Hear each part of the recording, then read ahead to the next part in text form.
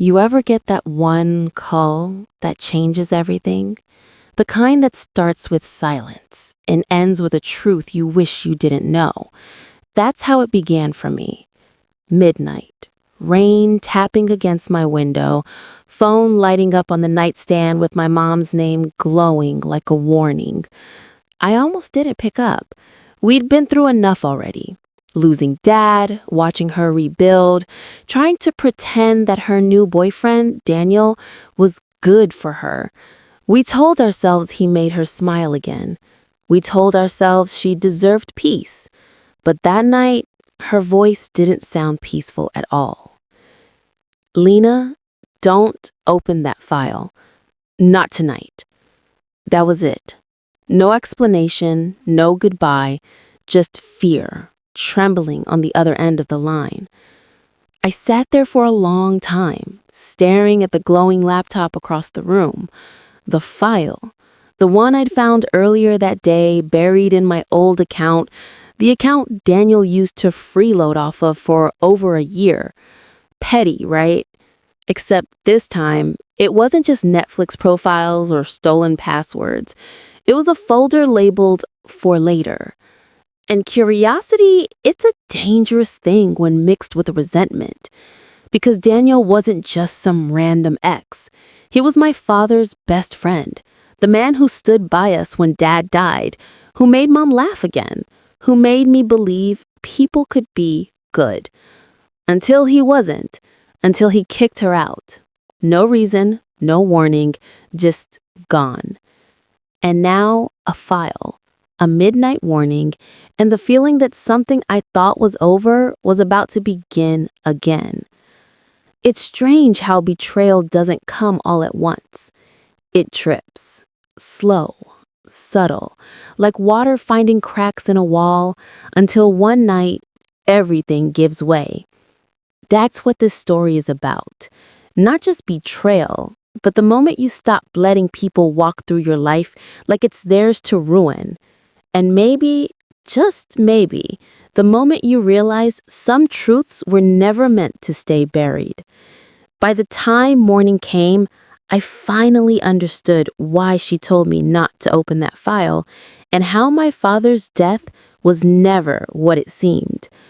You ever wake up from a nightmare only to realize it didn't end when you opened your eyes? That was my morning. The rain had stopped, but everything outside looked bruised, like the world had taken a hit it wasn't ready for. I hadn't slept. My mom's voice still echoed in my head. Lena, don't open that file. But it was too late. The laptop was already glowing on my desk, waiting. Coffee brewed in the background, untouched. I wasn't tired anymore, just wired. I pressed the power button. The screen flickered, hesitated, and then came alive. The folder was still there, for later. And inside, one single image. At first, I thought it was nothing, a random old picture, until I saw where it was taken. Dad's study, and who was in it. Dad, smiling at his desk, the same half-grin that always made Mom melt. Behind him, Daniel. My stomach twisted. But that wasn't the worst part. The photo was dated 2 days before Dad died. For a long time, I couldn't move. That room had been locked for years, Mom's no-entry zone. So how did Daniel have a picture from that day? And then I saw it. A reflection, faint, almost invisible, in the glass cabinet behind them. A woman. Not my mom. My chest tightened. Every instinct said, call her, but curiosity whispered, don't. Instead, I called David, my oldest friend, the kind who can hear panic even when you don't say a word. He picked up right away. Lena, what's wrong? Can you come over, please? 10 minutes later, he was at my door, half-dressed, still zipping his jacket. I showed him the picture. He leaned closer, frowning. This wasn't scanned, he said quietly. This is digital. Someone took this on their phone. He looked at me, and I'll never forget that look. Like he just realized we were standing in the middle of something dangerous.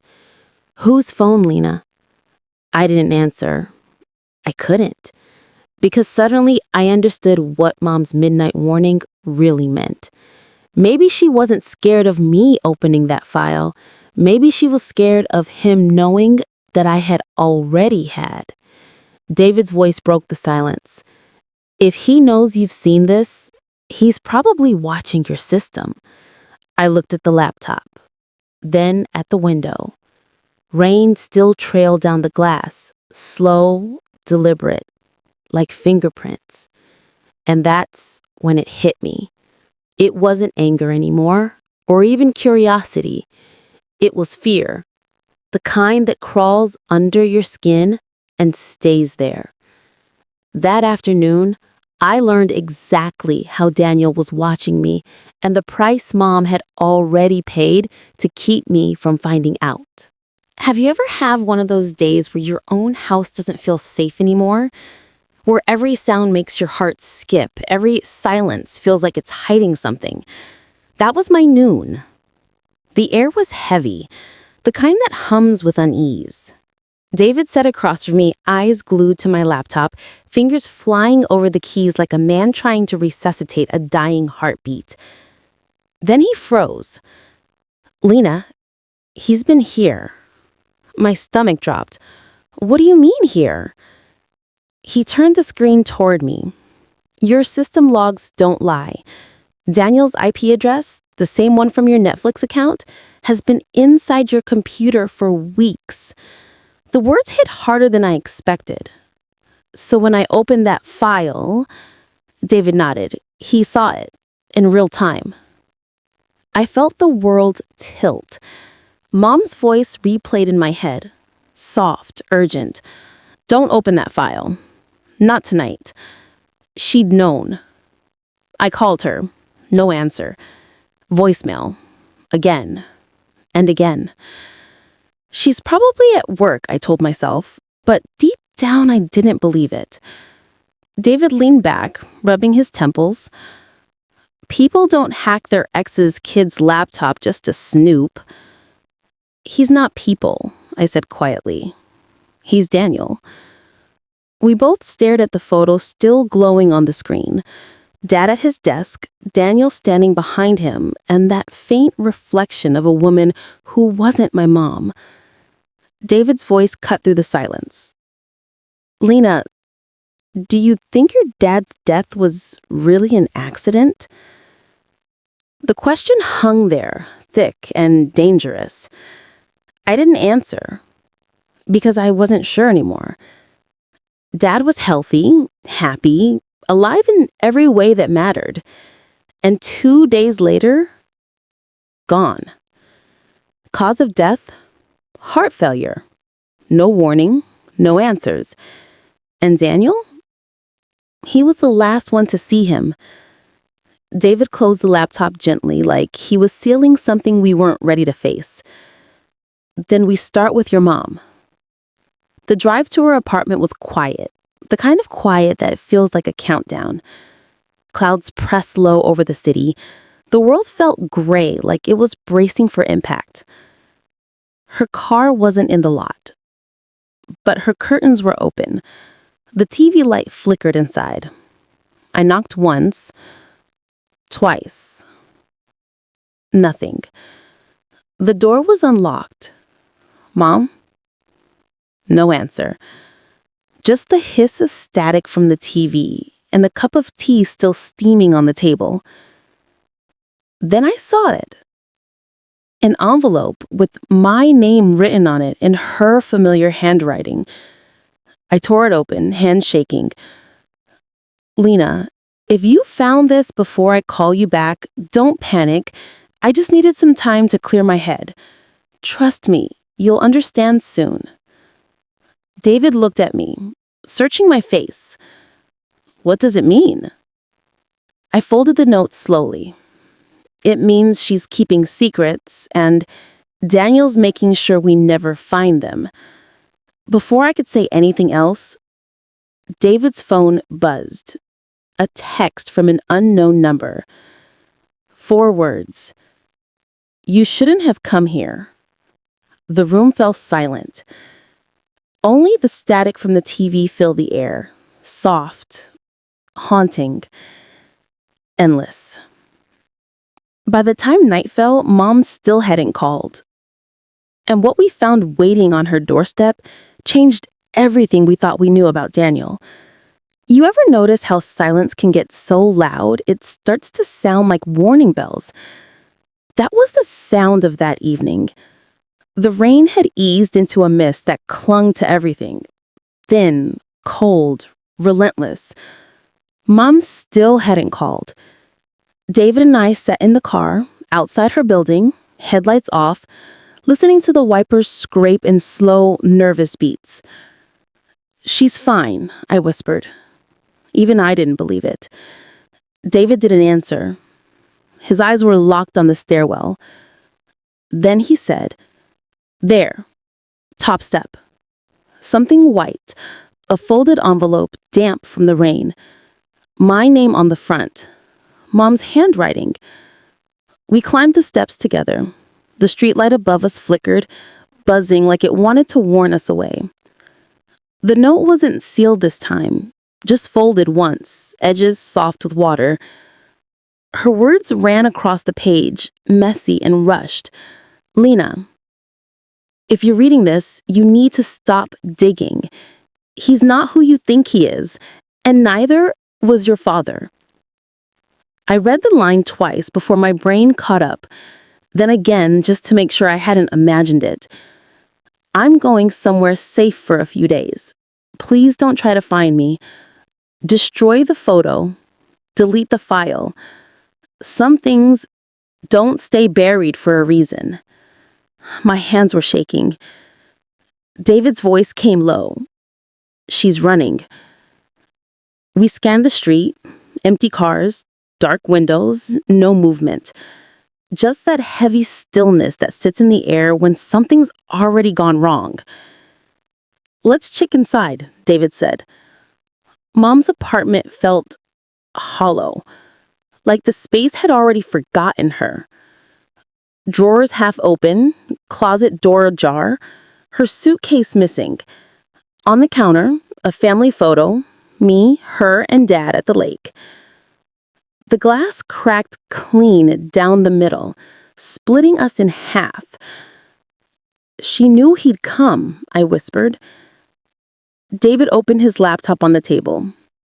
"I can still ping her phone if it's on," he said. Fingers flying. Then he stopped. His face went pale.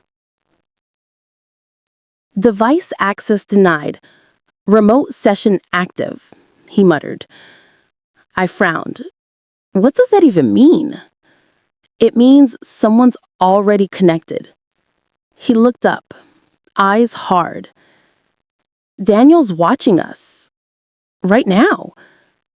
A chill ran straight through me. I yanked the curtains shut and turned to the webcam. "If you're listening," I said quietly, "you wanted me to see the file. Well, you've got my attention." David hissed, "Lena, don't." But I'd already pulled the cord. The screen went black. For a heartbeat, everything stopped. Then, 3 sharp knocks at the door. Precise. Measured. David froze. "Please tell me that's your mom." I shook my head. "She doesn't knock like that." When I opened the door, the last person I ever expected to see was standing there. And in his hand was the same photo I had just destroyed. You ever open a door and instantly know whatever's waiting on the other side is about to change everything? That was me. Hand on the knob, heart hammering loud enough to drown the rain. The hallway smelled of wet concrete and cigarettes. And there he was, Daniel. Same crisp shirt, same polite half smile he used to wear at Sunday dinners. Only this time it didn't reach his eyes. Rain dripped from his coat onto the floor between us. In his hand, the photograph I'd shattered hours earlier. He lifted it slightly. "I think you dropped this." Like we were strangers in an elevator, not two people tangled in the same tragedy. My throat went dry. "How did you—" He stepped closer. The hallway light caught a faint bruise at his temple. "Your mother shouldn't have involved you," he said quietly. "None of this was supposed to touch you." Behind me, I felt David tense. Daniel's gaze slid toward him, steady, unbothered. The boyfriend. You might want to leave before things get worse." I wanted to yell, to demand answers, but his tone stopped me. He wasn't angry. He was tired. Like a man carrying a secret that had already ruined too much. "What did you do to her?" I asked. The words cracked on their way out. Daniel exhaled, almost sadly. "Your mother believed the wrong story. Your father's story." He handed me the photo. "Look again, Lena. Tell me what's missing." I looked down. Same picture, me, Mom, Dad on the dock, but under the broken glass, something new caught the light. A second layer, another photo pressed beneath. Dad again, standing beside Daniel, and scrawled across the bottom a date in blue ink, April 9, 2011. The day Dad died. My chest tightened, the air felt thick, wrong. When I looked up, Daniel was already stepping back into the mist.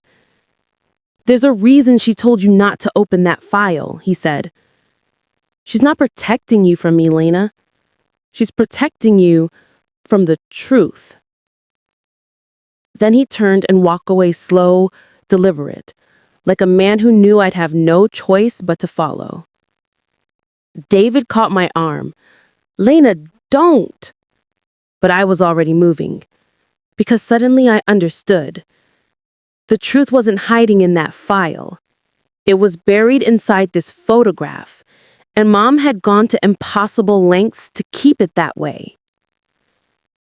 The next morning, I didn't wake up to a call or an apology. I woke up to blue lights flashing outside my window, and the news that someone had broken into the morgue. Have you ever wake up to a morning that feels too calm? Like the world decided to pretend nothing happened while you're still standing in the wreckage? That's how it felt. The light coming through the blinds was too clean, too soft, too wrong. David was already at the window, jaw tight, eyes fixed outside. He didn't have to say it. The flashing red and blue against the wet pavement said enough. "Something went down downtown," he finally muttered. "News says someone broke into the county morgue." My stomach turned. Morgue and break-in. Two words that should never share a sentence. "Think it's connected?" he asked. I didn't answer. Because somewhere deep inside, that voice, the one that never really leaves me, whispered again, "Don't open that file. Not tonight." I poured coffee just to keep my hands busy. Didn't drink it, just watch the steam fade. The TV droned in the background. A tired reporter read from a teleprompter. "Authorities are investigating a break-in at Riverside County Morgue. Sources say the intruder accessed restricted storage units before fleeing. Motive unknown." Restricted storage units. That's where they keep the cases that never found closure. My father's case was one of them. David turned. Lena, don't even think about it. But I already had. I opened my laptop, heart racing, and found the encrypted folder Daniel warned me about. File name, Riverside 09411. .mp4. April 9th, 2011. The date my dad died. My finger hovered over the trackpad, then my phone buzzed. Unknown number. I hesitated, then answered.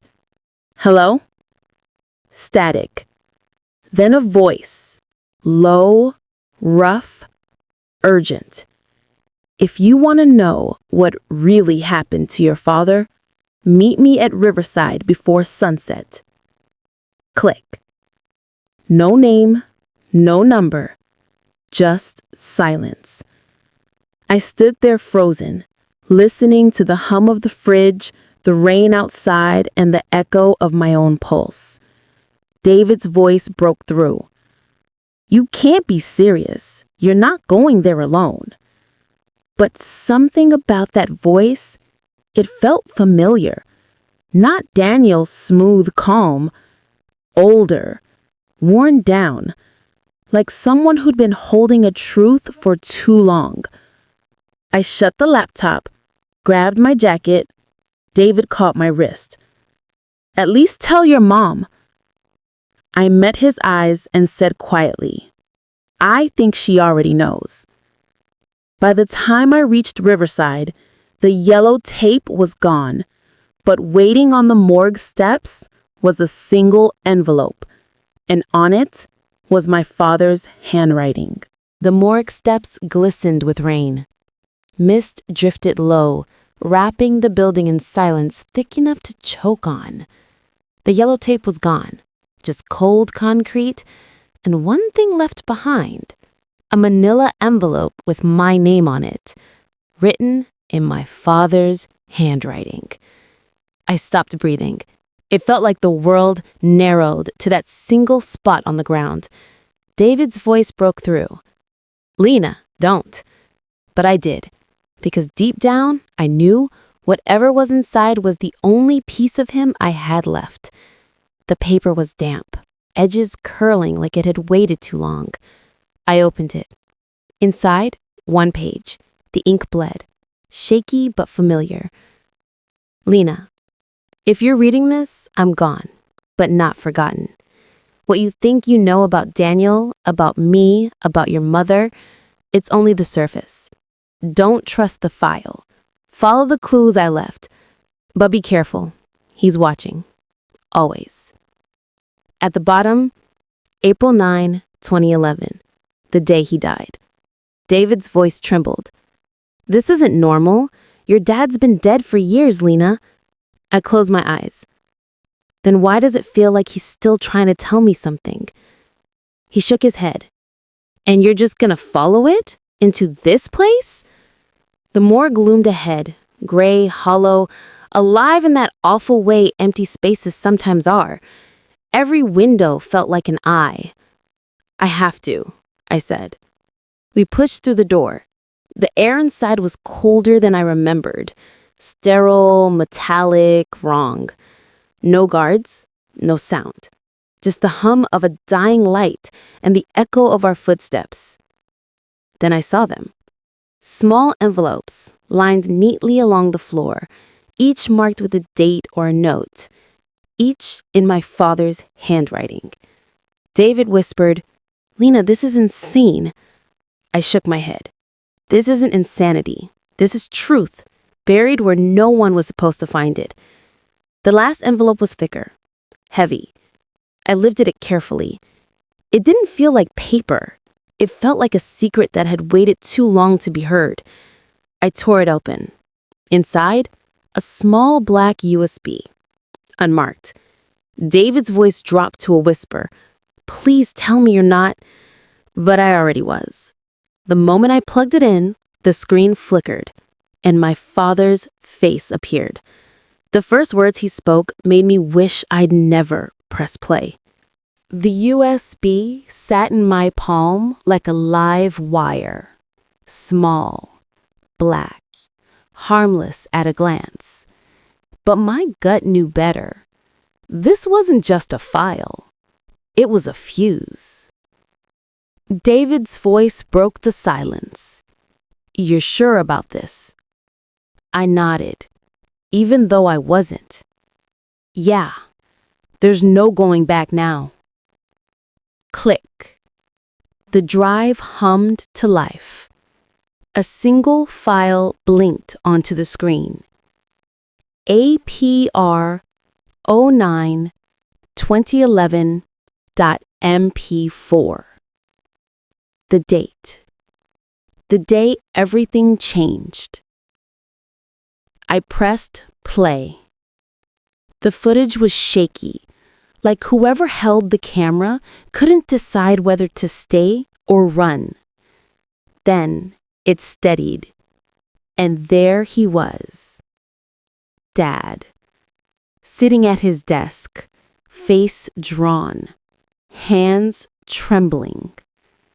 Behind him, Daniel.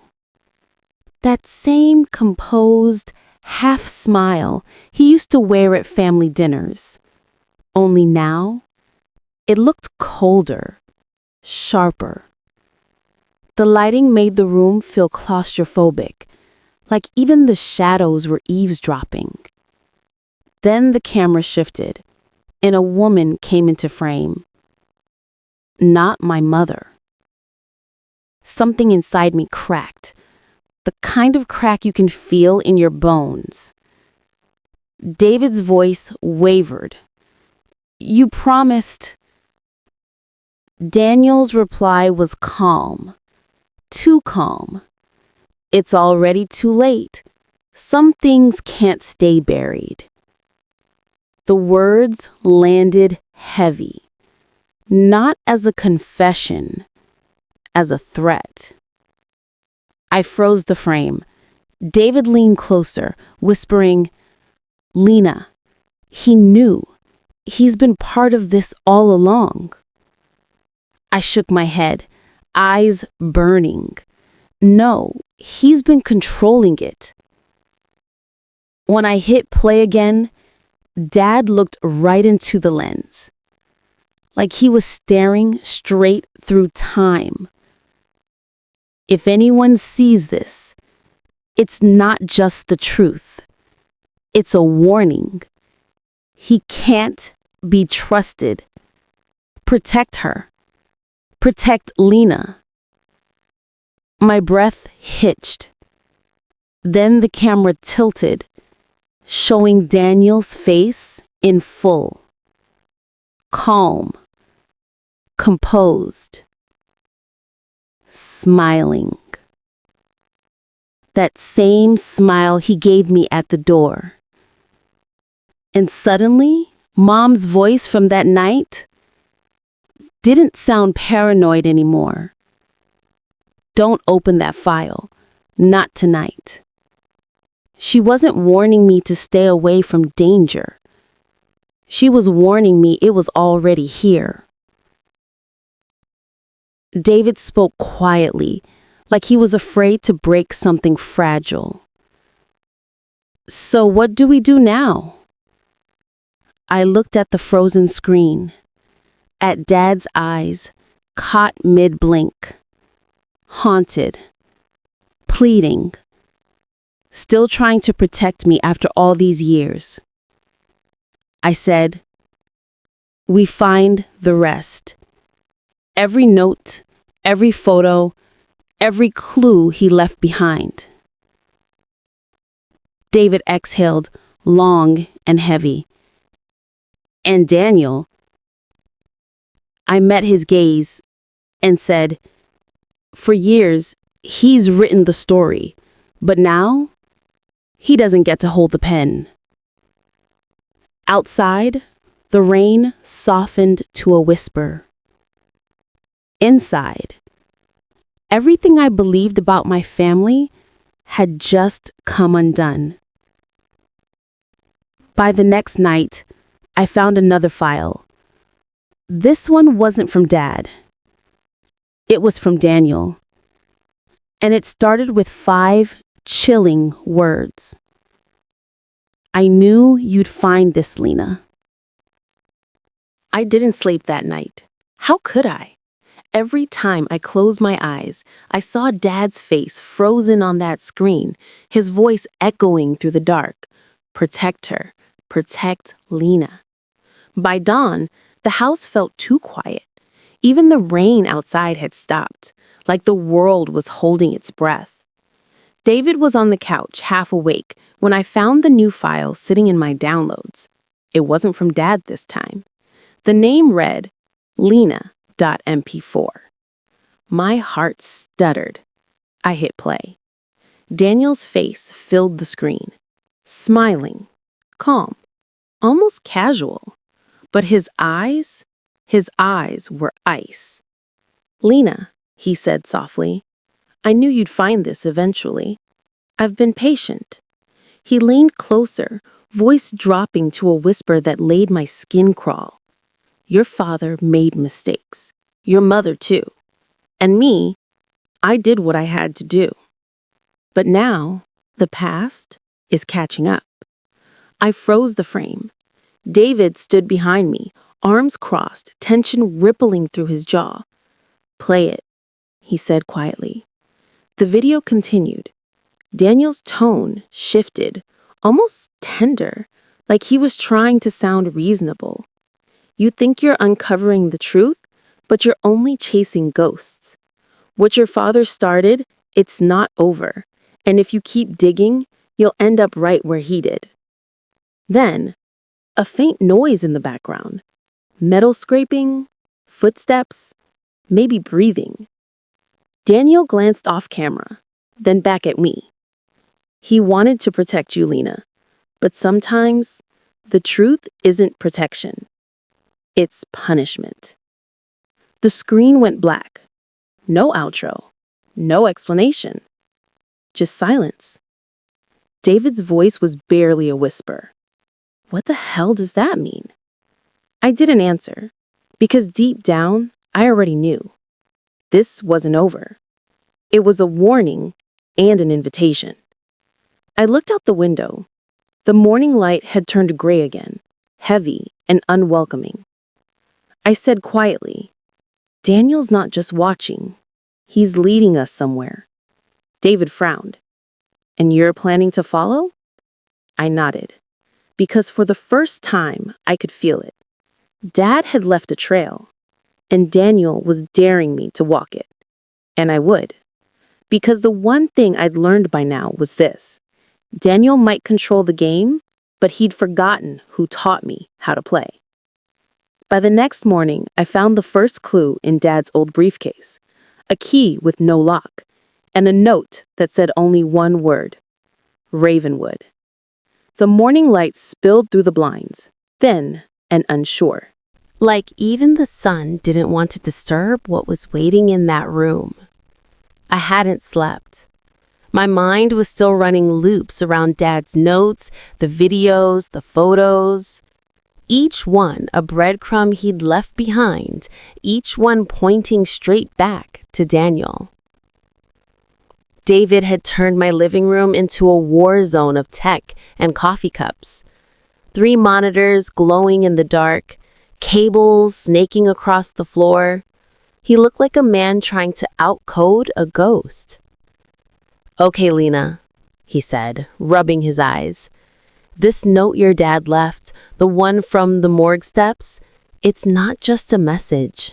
It's a map. I leaned over the paper.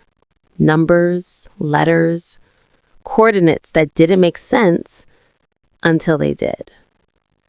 When we matched them against the metadata in Dad's old videos, the pattern appeared. Daniel hadn't erased everything. He'd left trails too. And Dad had left me the key to follow them. The coordinates led to a warehouse on the edge of town. Abandoned, forgotten. The kind of place where truth goes to die quietly. Rain had started again by the time we pulled up. It hit the roof in slow, heavy drops, like a warning I didn't want to understand. "Why here?" David whispered. I didn't answer, because deep down, I already knew this wasn't just about finding the truth. It was about meeting it. The door creaked open, and the air inside was cold enough to bite. Dust danced in the flashlight's beam. Old crates lined the walls like tombstones. We pried one open. Inside, journals, Polaroids, hard drives. And on top of everything, Dad's handwriting, steady but rushed. "If you're reading this, Lena, it means he found me first. He's not who you think he is. And your mother, she did what she had to do to keep us alive. Follow the trail. Trust no one beyond it." My throat closed around the words. This wasn't paranoia. It was a confession. I looked at David, his flashlight trembling slightly in his hand. "This is it," I whispered. "Everything Dad wanted me to see." He nodded slowly. "Then let's finish this." But before I could answer, a sound. A soft click. Metal on concrete. Then footsteps. Slow, intentional. David's eyes met mine. "He's here." My pulse thudded so hard it hurt. We turned toward the sound, and through the beam of light, I saw him. Daniel, standing in the doorway like a shadow that finally decided to step into the light. Calm, composed, and smiling. Like he'd been waiting for this moment longer than I'd been alive. I didn't move, didn't breathe. Because somewhere deep inside, I knew this wasn't the end of the story. It was the beginning of the truth. He took one step forward, eyes locked on mine.